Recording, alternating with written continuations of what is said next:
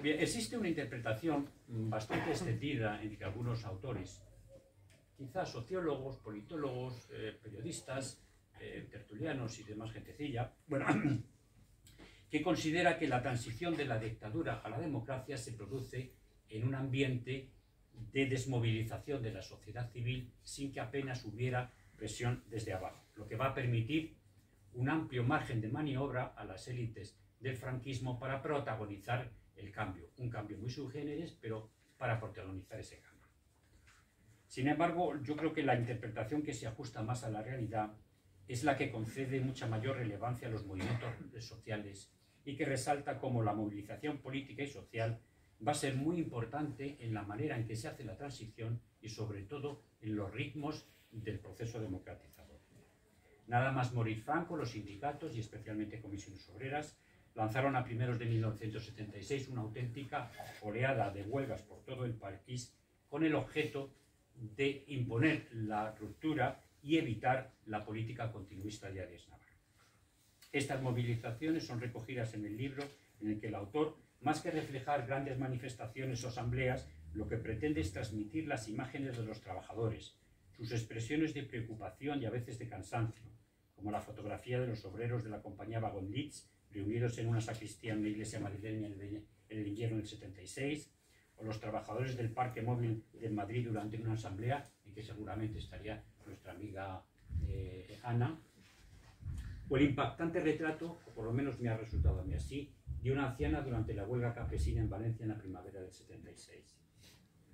Bien, otra de las características de la transición, sobre todo durante los años 1976 y 77, es el importante grado de incertidumbre y de improvisación que caracterizó la acción tanto del gobierno como de las fuerzas de oposición.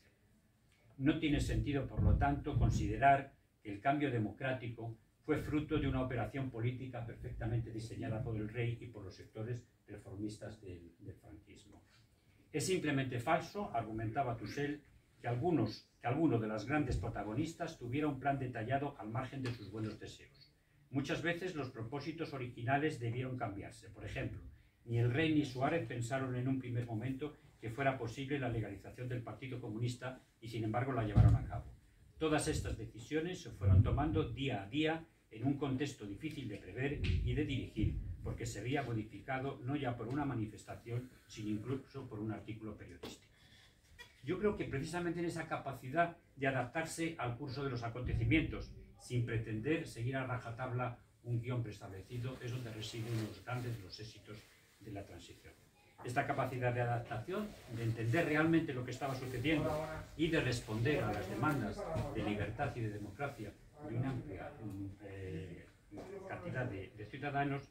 fue lo que caracterizó la política de Suárez y lo que le diferenció de la política ejercida por Arias Navarro. Suárez enseguida mostró deseos de acelerar lo más pronto posible la reforma democrática y de establecer contactos y acuerdos con las fuerzas de oposición.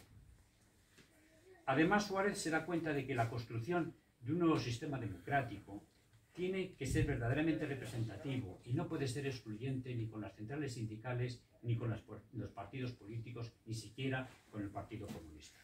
Era muy arriesgado dejar fuera de la ley al Partido Comunista, no solamente por su capacidad organizativa y por su capacidad de movilización, sino también porque su participación en las elecciones era imprescindible para que éstas fueran verdaderamente libres y para que fueran reconocidas por la gran mayoría de los países en Europa.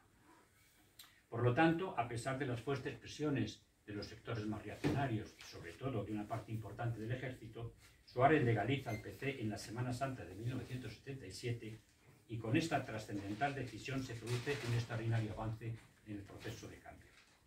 Conviene señalar que esta legalización no fue solo el resultado de una negociación entre el gobierno y un partido clandestino, sino también el resultado del entendimiento personal entre Carrillo y Suárez. Tuvo mucho de confianza personal y de lealtad mutua,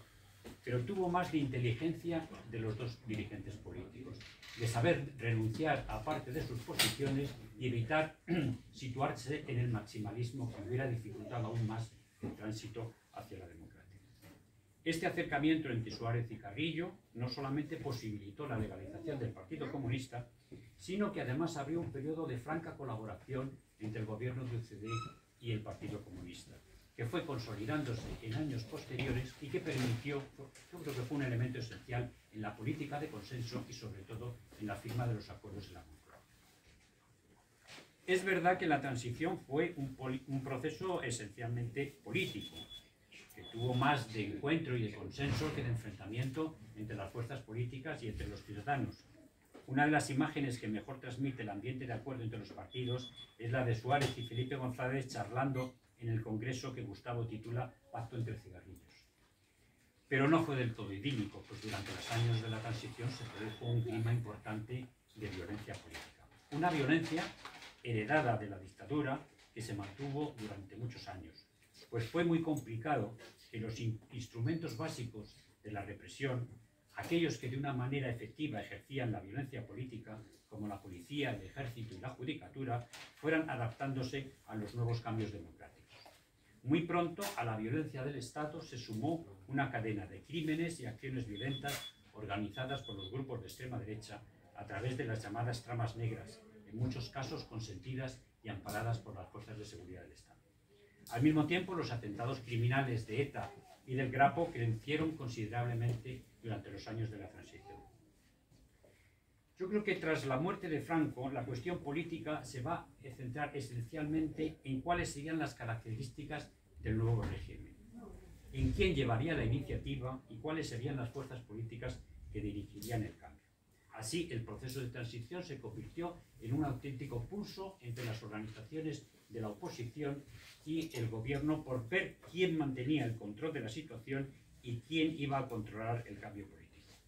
Por eso no es extraño que el gobierno Arias utilizara a las fuerzas de orden público, como en los peores tiempos del franquismo, para tratar de acabar con los numerosos conflictos laborales que habían estallado en la primavera de 1976. Aunque la represión del movimiento huelguístico en Madrid afortunadamente no se saldó con ningún muerto, pronto la intervención de la policía en manifestaciones, asambleas y concentraciones obreras iba a producir hechos luctuosos. El 24 de febrero del 76, en Elda, el obrero Teófilo Valle resulta muerto por los disparos de la policía armada cuando salía de una asamblea de trabajadores que se realizaba en una iglesia. El 27 de ese mismo mes, otro trabajador moría en Barcelona como resultado de los disparos de la policía antidisturbios. Y una semana más tarde, el 3 de marzo, tuvieron lugar los llamados sucesos de Vitoria, en los que resultaron muertos 5 obreros y más de 100 heridos, 40 de ellos hospitalizados. Otro de los sucesos violentos más relevantes que se produjeron durante el gobierno Arias tuvo lugar el 9 de mayo del 76 durante el ascenso a la cima Montejurra en Estella, donde grupos de extrema derecha asesinaron a 2 miembros del Partido Carlista, Partido Democrático que formaba parte de la Junta Democrática. Este episodio es fielmente plasmado en el libro mediante una instantánea que recoge la evacuación por la Cruz Roja de uno de los fallecidos. Yo creo que lo importante de estos sucesos fue que en la organización de estas operaciones de la extrema derecha va a colaborar activamente los servicios de seguridad del Estado, concretamente el Ministerio de la Gobernación y especialmente Fraga, el Servicio Central de Documentación de Presidencia del Gobierno, que había sido creado por Carrero Blanco, y el presidente del Consejo de Estado, Antonio María de Oriol y Urquijo, que fue quien la financió. Y sobre todo la Guardia Civil y su director general, el general Campana. Esta vinculación de los grupos ultra con las fuerzas de seguridad se ve muy bien reflejado en el relato que hace el hijo de María Menchaca, asesinado por un grupo de guerrilleros de Cristo Rey y de guardias civiles de paisano en Santurce el 9 de julio del 76 en el transcurso de una manifestación por la amnistía. Después de que mi madre cayera muerta, recuerda a su hijo Roberto, la gente se echó sobre los que habían disparado, que se tuvieron que refugiar en el ayuntamiento. La policía armada rodeó el edificio. A las 4 de la mañana llegó un Land Rover de la Guardia Civil y se los llevó. A uno de los que dispararon, que era guerrillero de Cristo Rey, conocido en el pueblo con el apodo de Chape, me lo encontré en la puerta del gobierno civil cuando fui a pedirle explicaciones al gobernador. Salía tan campante. Le dije al gobernador que lo detuviera, que él era uno de los que mataron a mi madre y por poco me detienen a mí. Fui, continúa relatando Roberto, al hospital de San Juan de Dios, donde habían depositado el cuerpo de mi madre, y las monjas me dijeron que acababa de llegar la Guardia Civil, que había cogido el cadáver y lo habían metido en un furgón. El cadáver de mi madre se lo habían llevado al cementerio para enterrarle deprisa y corriendo, en secreto, sin nuestra autorización. 6 meses después, cuando fui al juzgado para ver los informes de su muerte, un funcionario me dijo que habían desaparecido misteriosamente. Bueno, la verdad es que ni siquiera se abrieron diligencias en el juzgado de Bilbao, y hasta 30 años después, en el 2006, el Tribunal Supremo no determinó que María Menchaca había sido víctima del terrorismo por parte de los grupos de extrema derecha. Conviene señalar que la mayoría de estos grupos violentos habían sido creados por el propio régimen a partir de 1963, Defensa Universitaria, AUN, Guerrilleros de Cristo Rey, etc., con el objetivo de ejercer labores de apoyo a la policía y sobre todo de realizar el trabajo sucio que la policía no podía tener capacidad para hacerlo. A partir de la muerte de Franco se suman al activismo violento ya de una manera clara organizaciones políticas con mayor capacidad. En el caso concreto de Falange Española y de las JONS, que lleva sus acciones a través de su organización Primera Línea, y Fuerza Nueva, que organizaba sus atentados a partir de las llamadas centurias que estaban integradas en la organización Fuerza Joven.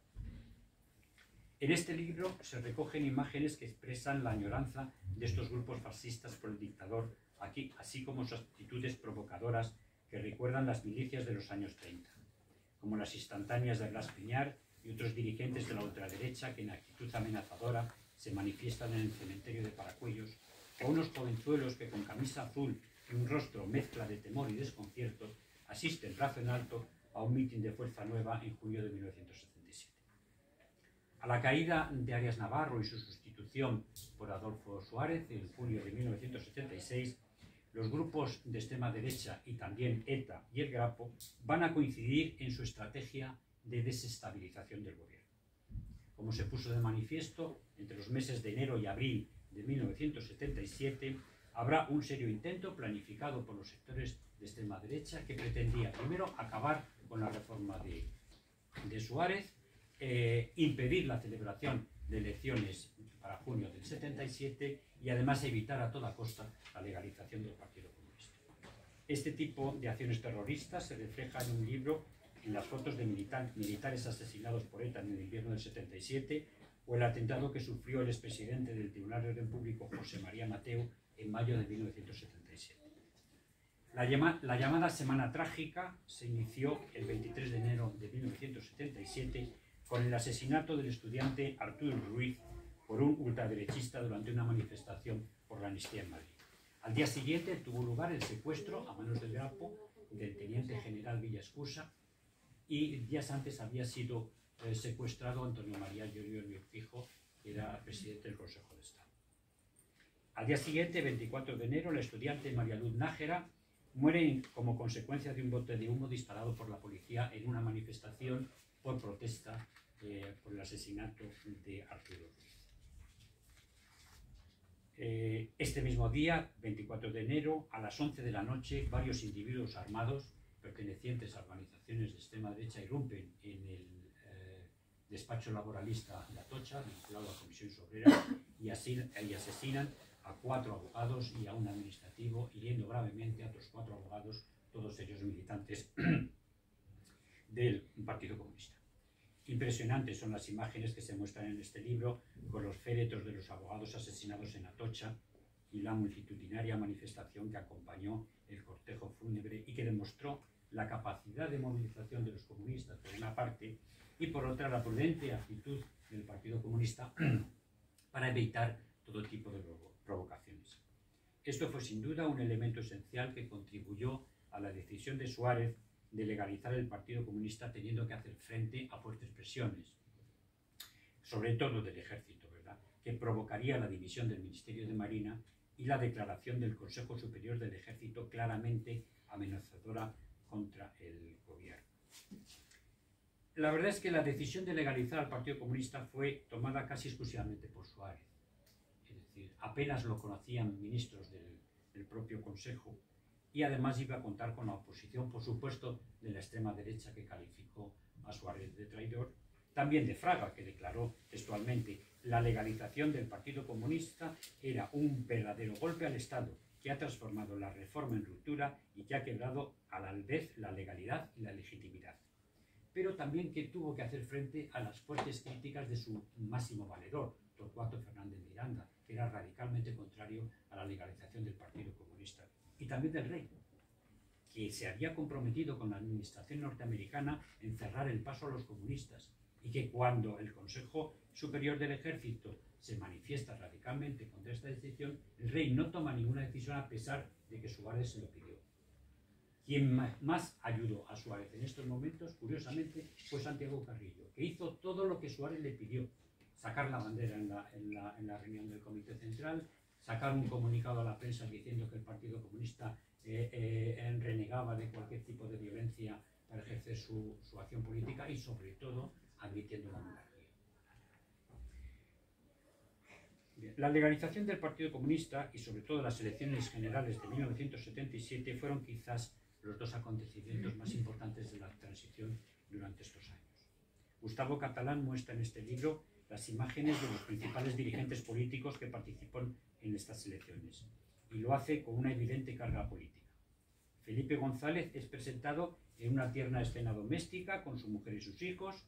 y figura también en un mitin electoral con el puño levantado. No levantó más el puño, titula la foto Gustavo, un tanto de ironía, ¿no? En otras imágenes se ve a Felipe González en un jet privado que le traslada a un mitin durante la campaña electoral, y en otras recibiendo el apoyo del líder socialista François Mitterrand. Carrillo es retratado en mangas de camisa durante un mitin, y en otra foto figura junto a Berlinguer y Marché en un encuentro de partidos eurocomunistas poco antes de las elecciones. Y qué contraste con las imágenes de la derecha, de Unión de Centro Democrático y de Alianza Popular, todos serios, circunspectos, con trajes oscuros, encorbatados, y recordando a los políticos del antiguo régimen. Yo creo, Gustavo, que ahí te has pasado un poquito, ¿no? Pero en fin, a partir de las elecciones de junio de 1977, las organizaciones de extrema derecha van a cambiar su estrategia. Si durante el primer gobierno de Fraga lo que decidieron fue fundamentalmente frustrar las reformas, una vez que se han producido las elecciones del 37, van directamente a tratar de por la fuerza cargarse el sistema democrático. Y junto a las acciones violentas que van a ser incrementadas de una manera muy importante, están acompañadas de continuas descalificaciones al gobierno de Suárez y de llamamientos a la intervención militar. Y a través de sus medios de prensa más afines van a crear un clima de violencia y una estrategia de tensión que va a ser muy importante para el fomento de los golpes de Estado. El primero, el intento de golpe de Estado de la Operación Galaxia en 1978 y el golpe de Estado de febrero de 1981. Esta estrategia reproducía el modelo que las fuerzas de extrema derecha habían desarrollado durante la Segunda República. Y así lo explicaba claramente Girón de Velasco cuando decía: no descubro ninguna novedad si sostengo que son muchos los compatriotas que piensan que las circunstancias de erosión o destrucción que hoy advertimos en el edificio del Estado son análogas a las que pudieran advertirse de una forma patente cuando mediaba la década de los 30. Pues no, amigos, las circunstancias actuales son infinitamente más graves, más duras, más trágicas, más angustiosas. Realmente el golpe de Estado del 23F no fue un intento de acabar con el desgobierno de Suárez, como lo habían presentado durante los últimos meses de 1980. Realmente fue un intento de realizar un golpe de Estado de claro signo franquista, que lo que pretendía era terminar con la democracia en España y forjar un régimen autoritario dirigido por los militares. En el libro que nos ocupa hay toda una serie de imágenes que rememoran el 23F. En las fotos más logradas, titulada Sargento Chusquero, se muestra con ironía y sarcasmo el tipo de ejército que entonces teníamos. En otras imágenes se adivinan las difíciles relaciones del rey y de Suárez con los mandos militares. Y por fin no podían faltar las alusiones al golpe de Estado. Una de las fotografías, titulada Preocupación de Carmen, que por cierto a mí me ha traído un recuerdo muy personal, porque mi padre estaba en esos momentos acompañando a Carmen Menéndez, la esposa de Carrillo, en el Hotel Palace junto al frente del Palacio de Congreso, al Congreso de Diputados. Tampoco podían faltar las imágenes de satisfacción por el fracaso del golpe militar y el triunfo de la democracia, como la titulada Sonrisas del 23F, en la que se ve al rey acompañado por los principales líderes el día 24 de febrero.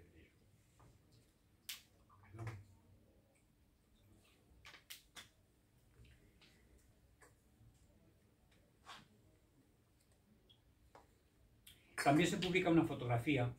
de la reunión que tuvo lugar el 25 de febrero de 1981 de todos los dirigentes políticos del rey. Desde luego, esta reunión no fue un encuentro protocolario, pues fue convocada por el rey con el objetivo de transmitir a los líderes políticos la petición, primero, de que no implicaran al ejército en los sucesos del 23F. En segundo lugar, que respetaran los acuerdos que se pactaron entre Armada, Tejero y la complacencia de Zarzuela, llamado el Pacto del Capó, y que fueran extremadamente benévolos con los militares procesados por su implicación en el golpe militar. Bien sabía el rey que la situación en las Fuerzas Armadas era bastante complicada, pues la realidad era que la mayoría de los altos jefes militares, y sobre todo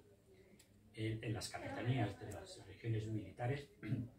estos militares, si no se sublevaron, fue simple y llanamente por disciplina militar